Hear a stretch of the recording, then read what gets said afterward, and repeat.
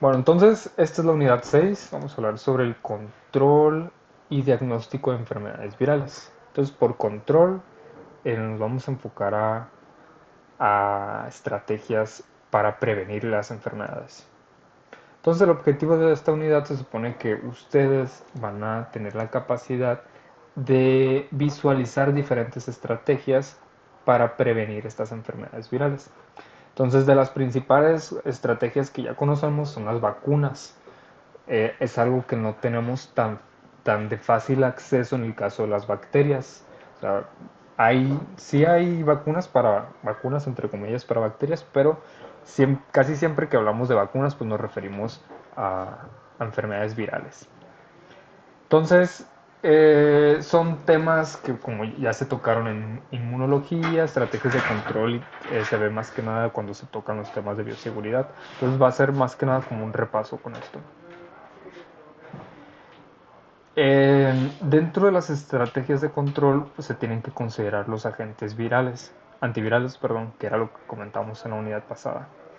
Y nos vamos a enfocar un poquito en los principios de la vacunación, estrategias de control de bioseguridad y quimioterapia. Aquí me faltó ponerles lo de bioseguridad. Entonces, antes de comenzar, visualicen o sí, visualicen esta pregunta en su cabeza. ¿Qué creen que es más efectivo? ¿Prevenir una infección viral o tratarla una vez que ocurre? En el caso de las bacterias, el prevenirlas puede que no sea tan fácil porque muchas veces el costo de la prevención de la enfermedad puede ser más caro que el tratarlas, porque muchas veces pues, le podemos dar antibiótico y ya. Y hay antibióticos que son muy pues baratos. Pero en el caso de las enfermedades virales es muchísimo mejor prevenirlas que tratarlas. Bueno, y el enfoque que le vamos a dar aquí, eh, no nos vamos a enfocar solamente a la clínica, sino también a la producción.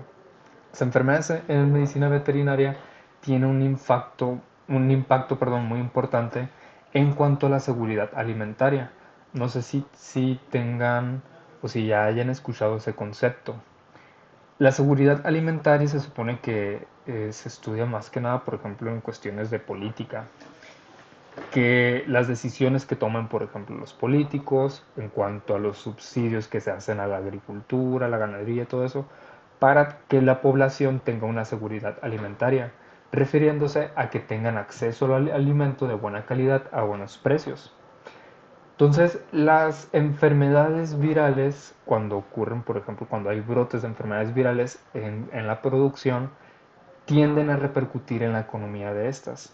Aquí nos comenta porque, primero, que hay pérdidas de producción. O sea, si el animal está enfermo, si le da mastitis o si le da, no sé, artritis o algo, el dolor hace que pues, se estrese y que no produzca igual.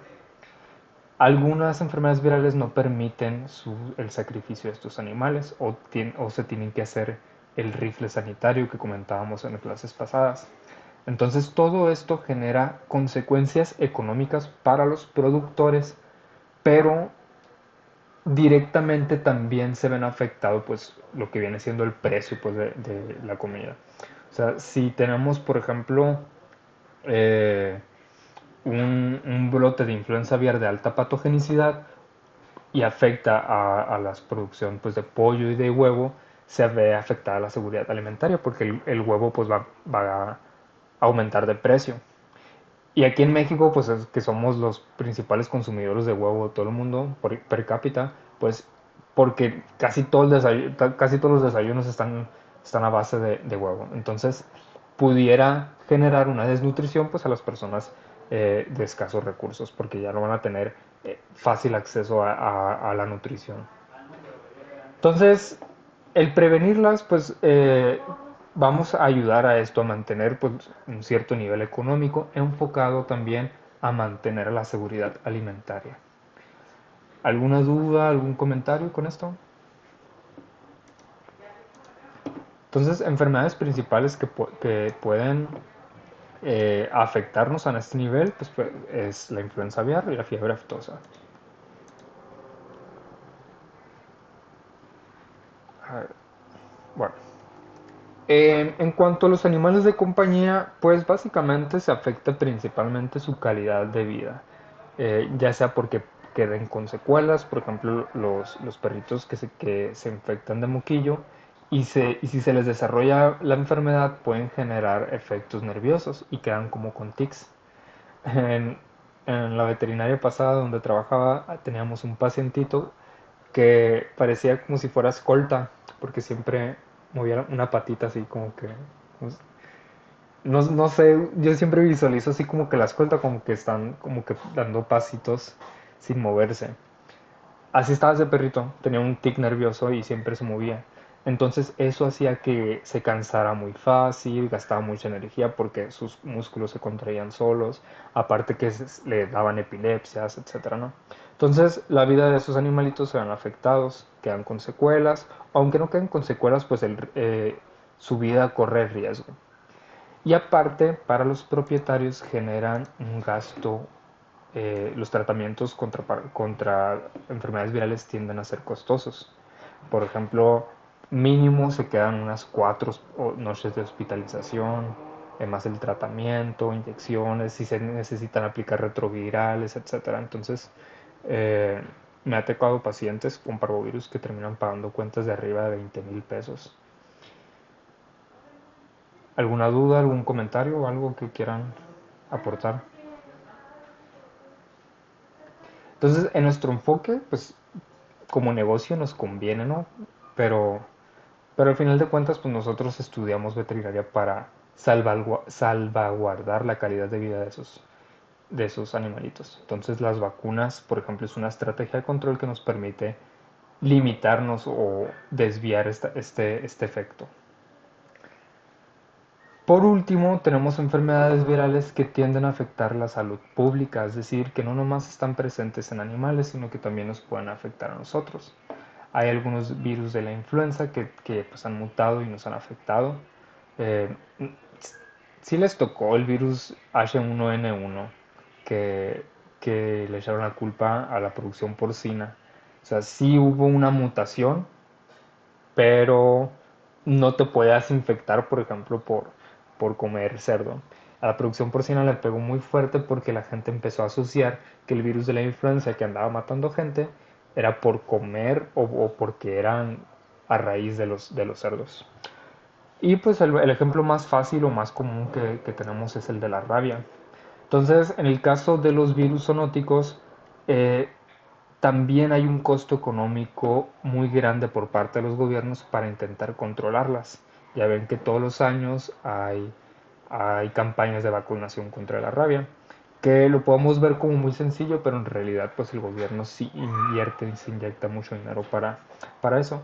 Y es pues para mantenernos libres de rabia. No podemos eliminarlo, pero podemos controlarlo, que es lo que busca, lo que vamos a enfocarnos en esta unidad. ¿Alguna duda, algún comentario con esto?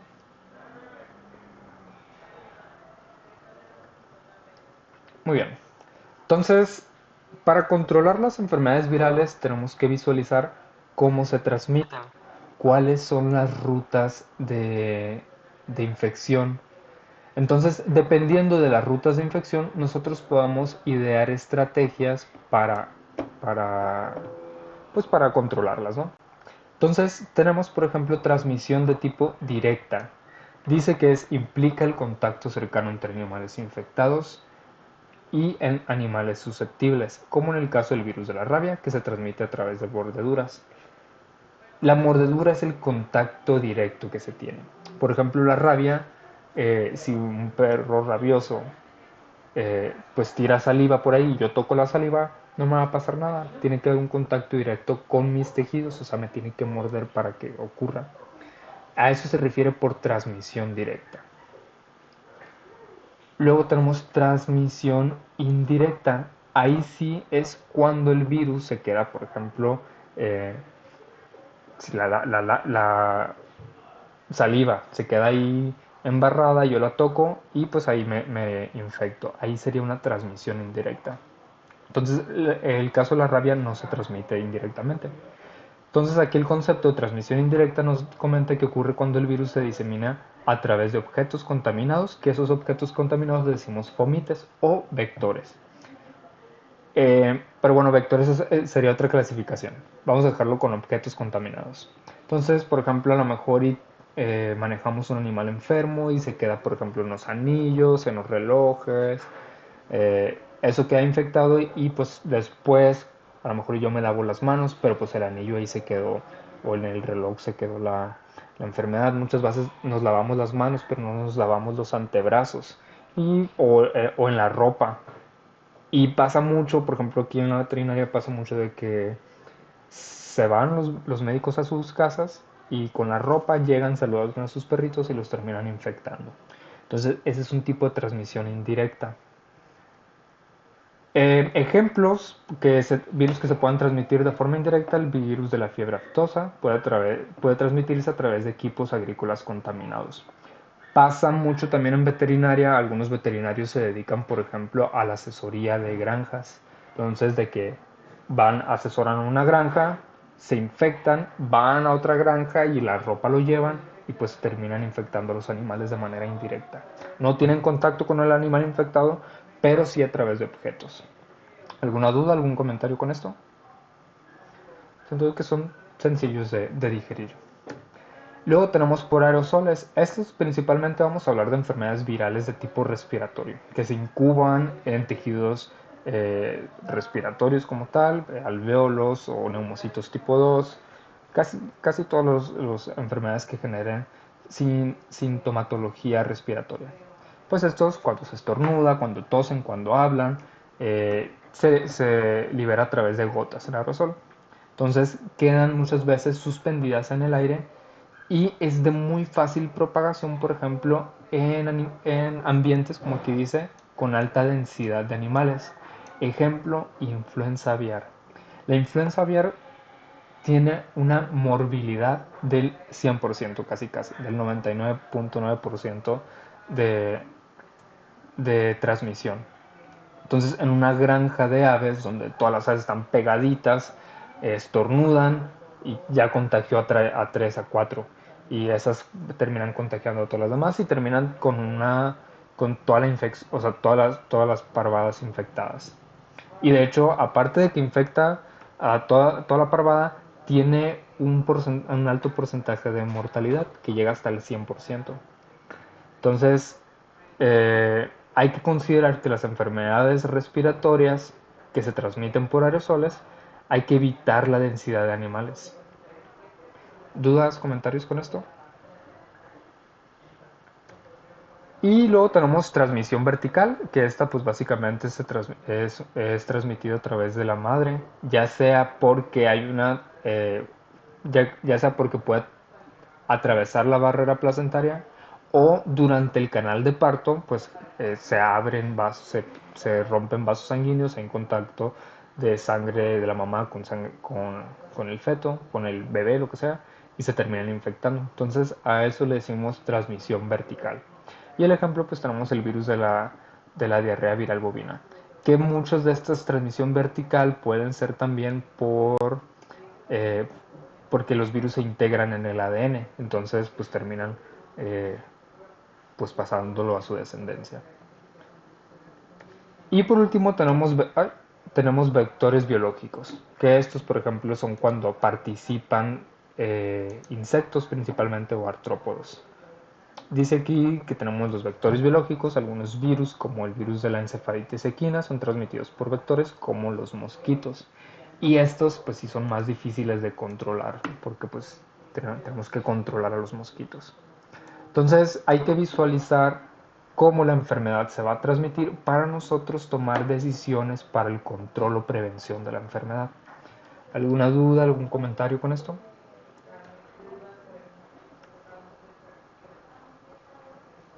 Bueno, entonces, ¿qué estrategias de Todo control bien. tenemos? Okay. ¿Qué estrategias de control tenemos? Tienden a ser un poquito como intuitivas. Por ejemplo, si es transmisión directa, podemos cuarentenar a los animales. O sea, todos los animales que estén infectados los cuarentenamos. Los animales que estén sospechosos los cuarentenamos, los aislamos. Aislamos tanto a los animales infectados y vacunamos a los animales que estén susceptibles. Entonces, si se transmite por un contacto, pues lo separo, ¿verdad? Está intuitivo. Luego tenemos transmisión indirecta. Aquí la desinfección es importante. O sea, si se va a transmitir por mi filipina infectada, pues si yo tengo cachorros en mi casa, por ejemplo, y trabajo en un hospital, pues llego y me quito la filipina antes de entrar a mi casa. O me desinfecto antes de entrar a mi casa. Aquí, por ejemplo, tenemos mucho cuidado. Por ejemplo, tenemos un área de infecciosos.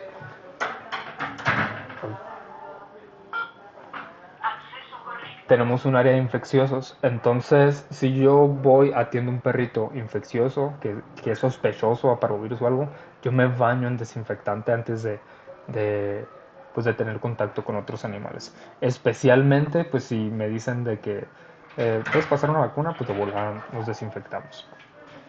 Y también hay que controlar los vectores. No, por transmisión indirecta también se debe considerar a los vectores, pero aquí lo estamos manejando como una clasificación aparte. Por aerosoles, aquí lo importante es la densidad de población. Entonces, cuando tenemos enfermedades respiratorias que se transmiten por aerosoles, lo ideal es mejorar la ventilación. Y, como aquí menciona, reducir la densidad de población, que en el caso de sistemas de producción es como más difícil porque tenemos pues espacios limitados. Y establecer cuarentenas en caso de brotes.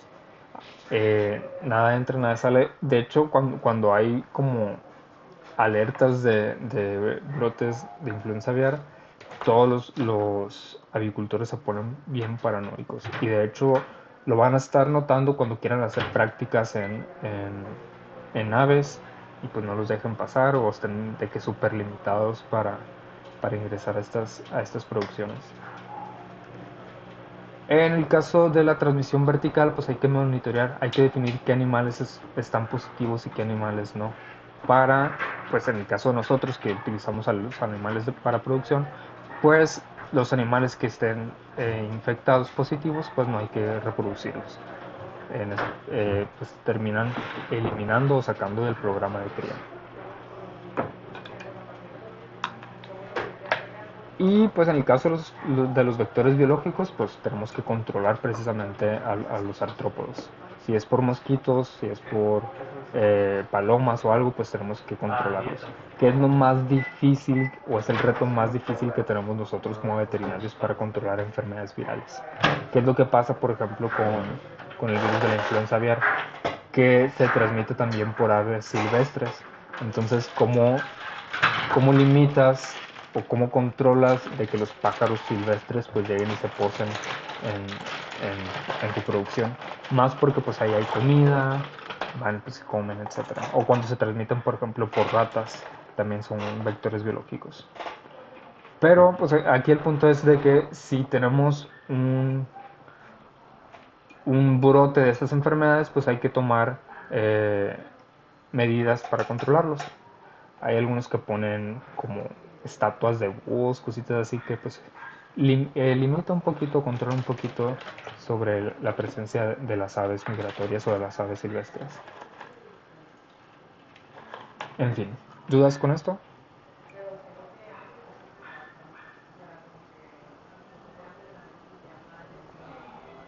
Bueno, si hablamos de control de enfermedades virales, tenemos que hablar sobre vacunas.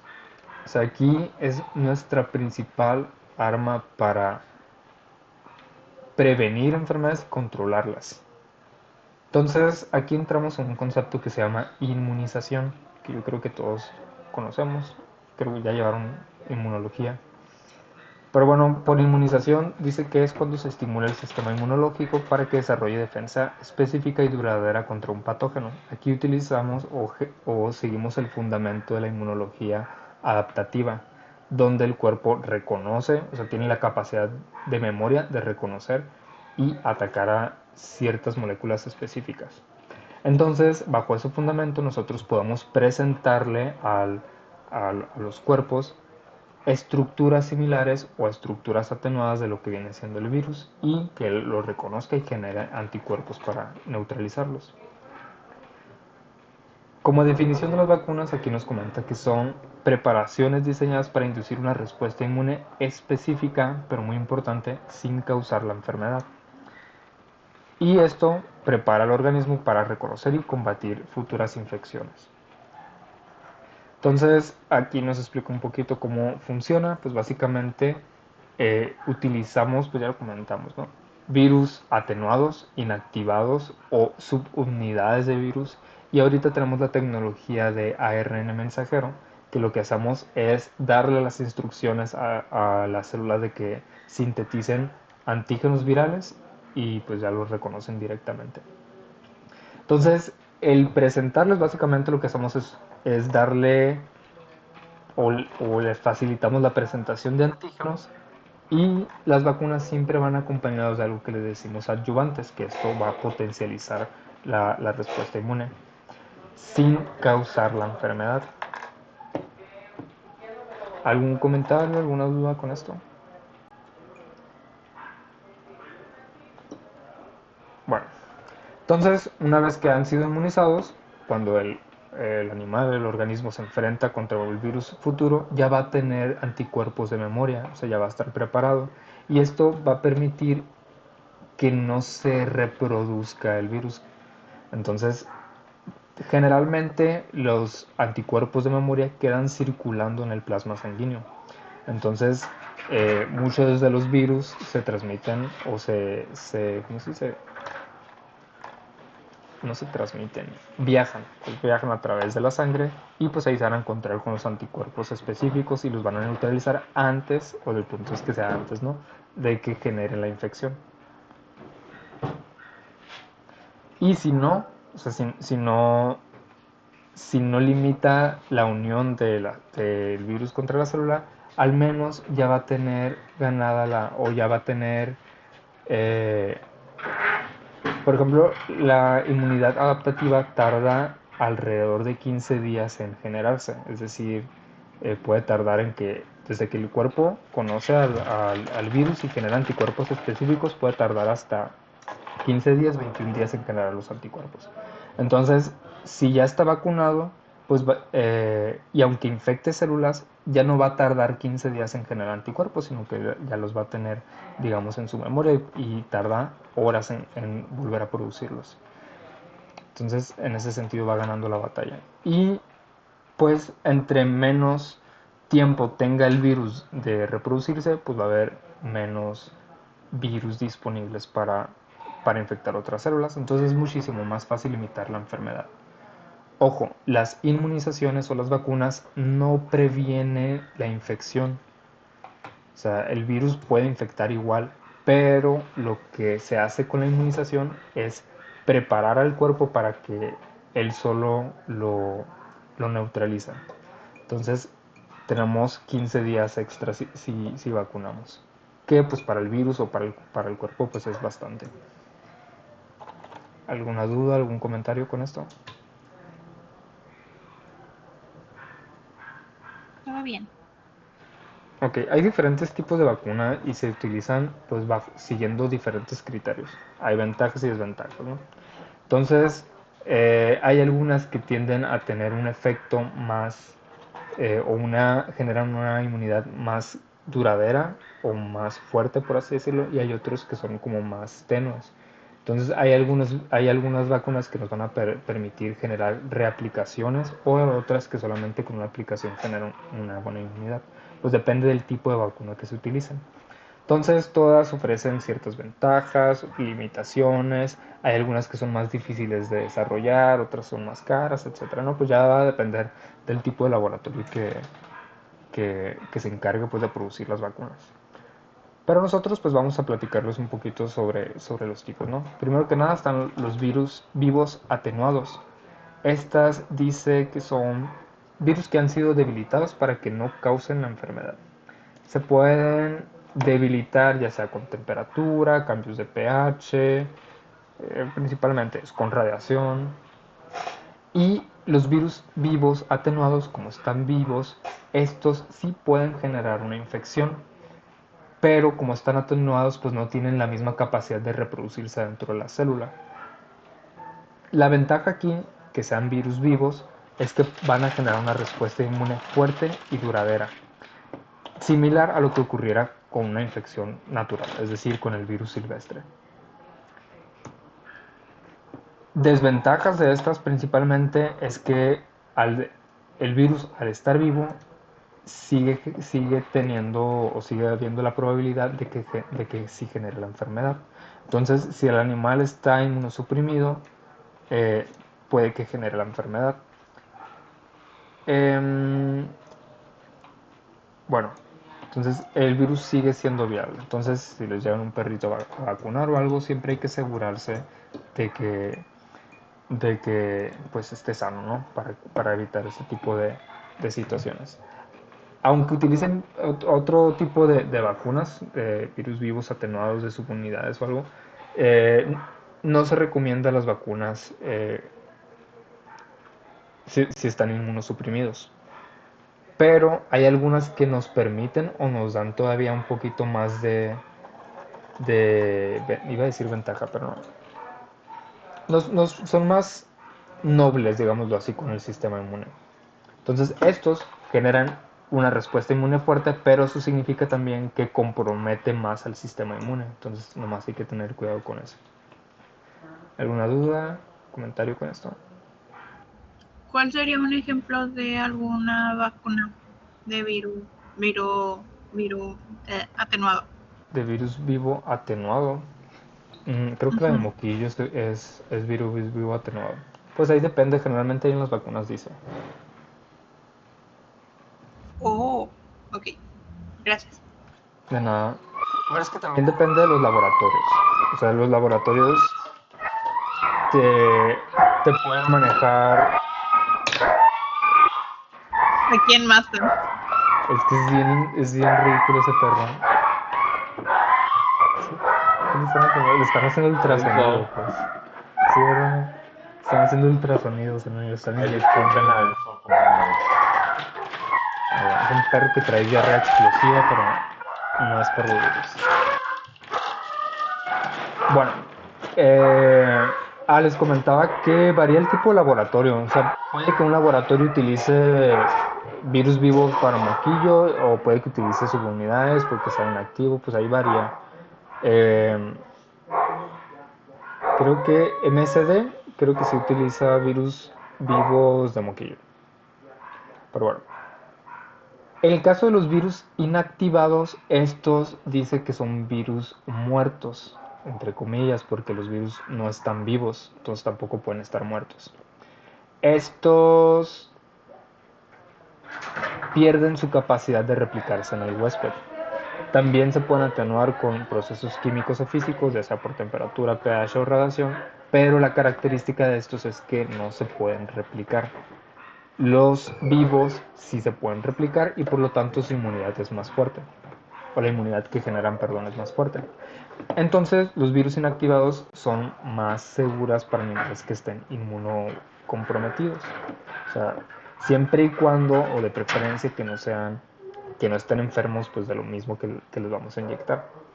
Por ejemplo, hay algunas vacunas de parvovirus que son de virus inactivado, precisamente para, para pacientes que se sospeche. Por ejemplo, yo he sabido de que se inyecta bajo sospecha de parvovirus. Por ejemplo, me tocó que se vacunó a una camada con vacunas inactivadas de parvovirus y uno de los cachorritos había salido positivo. Entonces, en ese caso, todos los perritos se salvaron, excepto el que salió positivo a parvovirus. Entonces, muy probablemente los demás cachorritos estuvieron infectados, pero uno estaba más inmunosuprimido, ya sea porque pues, no mamó suficiente calostro o porque los otros perritos no lo dejaban comer igual, etcétera, ¿no? Pero el caso es que la vacuna de virus inactivados nos permite o nos da una mayor seguridad contra animales que estén inmunoscomprometidos. Pero pues va a generar una inmunidad menos fuerte. Entonces, por lo tanto, los virus inactivados, las vacunas de virus inactivados, siempre van a requerir dosis de refuerzo. ¿Dudas, comentarios con esto? Liberen a Willy, es inocente. Bueno, luego tenemos las vacunas subunitarias. Estas tienden a ser todavía más seguras que estas, porque ni siquiera se utiliza el virus, sino, como lo mencionó la palabra, se utiliza una subunidad del virus. Principalmente lo que se utiliza son proteínas de la cápside o las proteínas de la envoltura, que es lo que los linfocitos reconocen para generar los anticuerpos. Entonces, simplemente le damos la proteína con lo que tiene que trabajar o el antígeno como tal. Y esto puede generar una respuesta inmune. Sin embargo, como los virus tienden a mutar y lo primero que mutan o lo primero que cambian son sus proteínas de superficie, estas vacunas subunitarias tienden a no ser tan efectivas. O sea, porque hay una probabilidad de que la cepa silvestre pues haya mutado y pues esta vacuna no va a servir para generar inmunidad. No sé si me expliqué. Pero si hablamos pues de seguridad, pues estas no van a generar una respuesta inmune, eh, no van a generar, perdón, un desequilibrio en el sistema inmune. Es decir, eh, genera como una inmunidad leve, entonces generalmente no van a causar fiebre ni nada de los efectos secundarios que algunas vacunas de virus vivos pueden generar. Y siempre los laboratorios utilizan adyuvantes que les permitan como potencializar la respuesta inmune. O sea, como las vacunas por subunidades no generan una respuesta inmune fuerte, se utilizan adyuvantes para potenciarla. Que lo mismo pasa con los atenuados. Sí, pero pues eso ya es otro tema. ¿Dudas con esto?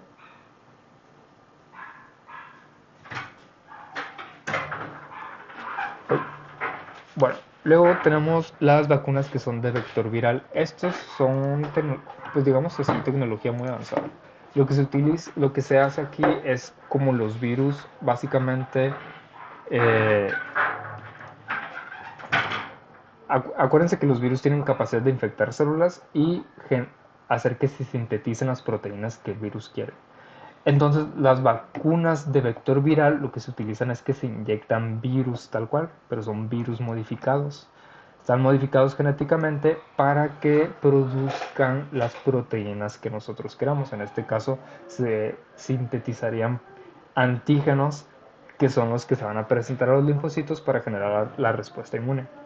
Entonces, en vez de inyectar, por ejemplo, las subunidades, como en el caso de este tipo de vacunas, inyectamos virus que estos van a hacer que las células sinteticen las proteínas o los antígenos que nosotros queramos y así se genera la respuesta inmune. Se considera que este tipo de vacunas son seguras, pero al utilizar virus se va a generar un compromiso al sistema inmune.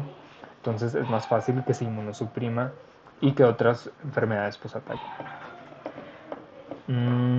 Estos se utilizan cuando se necesita una respuesta inmune fuerte y duradera.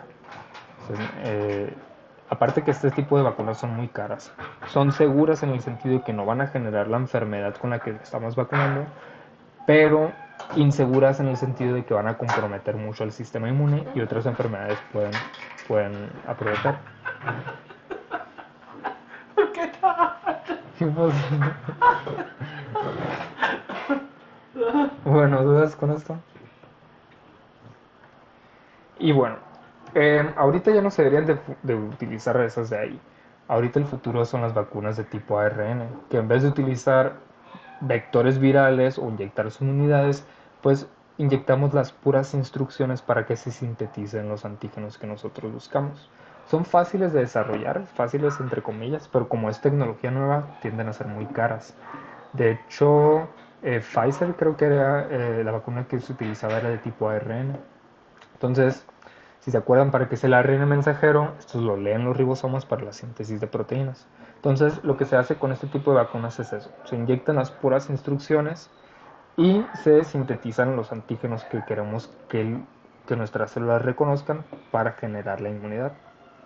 Entonces son fáciles de desarrollar, permiten una respuesta inmunológica específica y efectiva y no comprometen tanto al sistema inmune y son, pues, no te van a generar la enfermedad. Entonces, como es tecnología relativamente... Uy, se fue el internet.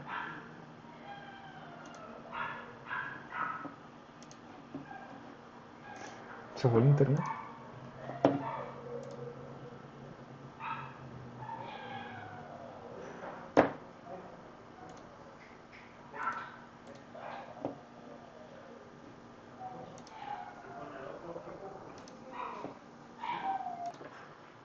Ok, médico. Maldito internet. Bueno, al final de cuentas les comentaba que este tipo de tecnología, como es relativamente nueva en veterinaria, casi no hay muchas opciones. Y por lo mismo, como es nueva, aunque sea fácil de desarrollar, pues es cara, ¿no? O bueno, lo que yo tengo entendido, pues es más cara de lo normal. ¿Dudas con esto? No. Ok, ya para terminar, nomás quiero introducirles sobre este concepto, inmunidad de rebaño, que en veterinaria y en epidemiología se utiliza mucho para el control de enfermedades. Lo que se hace por inmunidad de rebaño es que se inmunizan a una gran cantidad de animales, una gran cantidad de población, y eso hace como una barrera para que la enfermedad pues no traspase. Por ejemplo, eh, ocuparía dibujar, pero a ver, o sea, si tenemos todas estas granjas que están inmunizadas y en, en este color tenemos granjas que no están inmunizadas, pues la enfermedad nunca va a llegar a las granjas que no están inmunizadas, porque digamos que tenemos una protección que pues abarca todo esto, y ya pues la enfermedad pues no va a tener contacto, o sea, nunca va a llegar para las granjas que no estén inmunizadas, porque van a llegar aquí y puede que se infecten, por ejemplo, estas de aquí, pero ya estas de aquí no, y pues mucho menos esto, ¿no? Esto más o menos intento explicar lo que sería una inmunidad de rebaño. O sea, tú inmunizas una población y eso limita que el virus se siga reproduciendo y infecte más población. Entonces, como el control de enfermedades virales y los programas de vacunación tienden a ser muy caros y no se alcanza a inmunizar pues toda la población, se busca como un mínimo de población que voy a inmunizar, que eso se buscaba también con lo que pasó en la pandemia del COVID-19. O sea, ya se sabía, no se podía eh, obligar a que la población se vacunara por cuestiones políticas, por cuestiones de religión, la gente pues, o algunos por miedo no se vacunaban, pero digamos que se tenían por objetivo de que tanto porcentaje de la población se tiene que vacunar para limitar el progreso de la enfermedad. Entonces más o menos eso hace la inmunidad de rebaño. Dice que la inmunidad inducida por la vacunación va a proporcionar la capacidad de que el organismo reconozca y elimine al virus o que limite pues básicamente su propagación. Entonces, cuando vacunamos a un porcentaje de la población, se crea lo que le decimos pues inmunidad de rebaño. Entonces, dice lo que significa, y se lo subrayo, significa que la circulación del virus va a disminuir en la población. Entonces, esto va a proteger indirectamente a aquellos individuos que no estén inmunizados o que tengan un sistema inmune debilitado. En el caso del COVID-19, había personas o sea, no se vacunaban. Por ejemplo, yo tengo una amiga que tiene artritis reumatoide. Perdón, ella sí se vacunó, pero toma muchos medicamentos que suprimen a su sistema inmune. Entonces, aunque se vacunara, pues no iba a generar la misma inmunidad. Pero todas las personas que convivían con ella, pues estaban bien vacunados y se aseguraban pues de estar vacunados para que pues digamos que su, su sistema inmune pues nunca se vaya a enfrentar con el virus. Que al final de cuentas la verdad es que sí se enfermó, pero no le pasó nada, gracias a Dios. Eh, pero la inmunidad de rebaño eso busca. O sea, tú inmunizas a una gran cantidad de la población y los que no estén inmunizados pues terminan protegiéndose indirectamente. ¿Alguna duda con esto o algún comentario? Entonces, en el tema de la rabia también se usa mucho esto. Por eso, aunque haya mucho tiempo sin que exista la rabia urbana que le decimos, se siguen vacunando a los animales y de hecho el gobierno nos los pide que sea vacuna de la rabia anual. Y eso es porque si llega a haber un brote, o sea, porque no podemos eliminar la rabia, por ejemplo, de los mapaches, de los murciélagos, pero sí podemos evitar de que, por ejemplo, los perros silvestres o los perros callejeros, que de repente se peleen con un eh, mapache o algo, pues lleve la rabia hacia la parte urbana. Entonces, así, si nosotros vacunamos contra la rabia a los animales domésticos, también indirectamente nos protegemos a nosotros como humanos. Por ejemplo, nosotros humanos no nos vacunamos contra la rabia, pero sí vacunamos a otros mamíferos. Entonces, es también parte de lo que viene siendo la inmunidad de rebaño. ¿Dudas, comentarios con esto? Y bueno, ya para terminar, creo que bueno, ya me quedan 2 diapositivas. Entonces, la importancia de los programas de vacunación es eso. O sea, nos cercioramos de que una gran cantidad de población esté vacunada. Limitamos, por ejemplo, pérdidas económicas, mantenemos la calidad de vida, evitamos las enfermedades zoonóticas.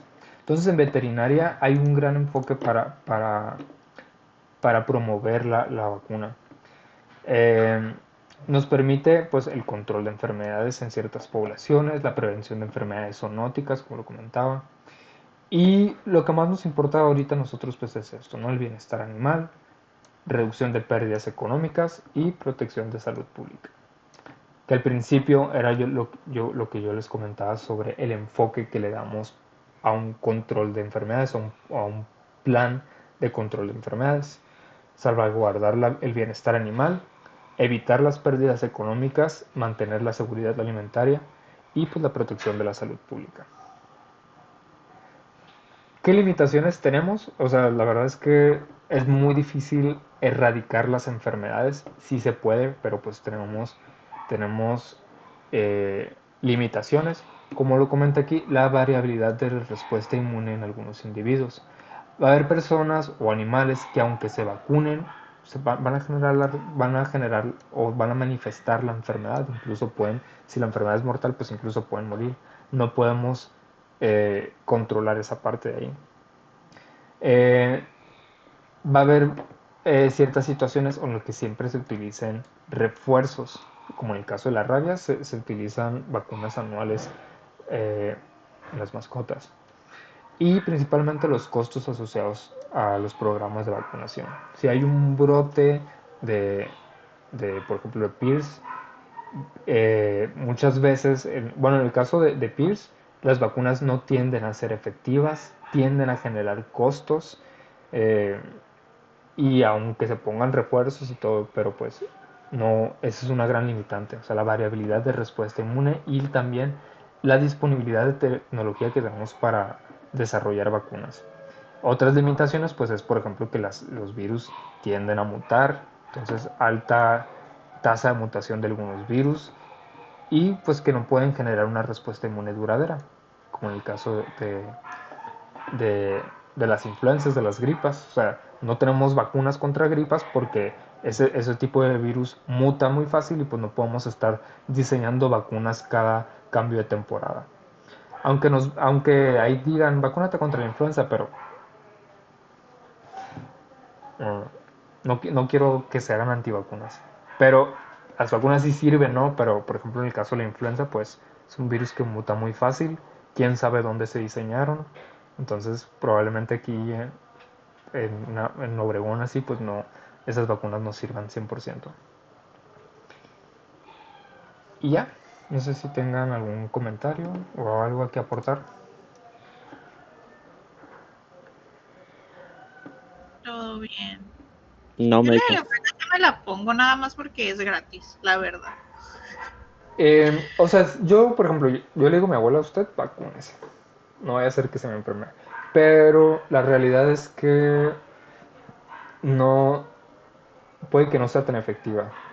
Se te va a generar Es anticuerpos de que me memoria, quedó así. trauma del COVID y ahora cada que hay vacunaciones yo, ay, me voy a ir a vacunar, pero me quedó el trauma.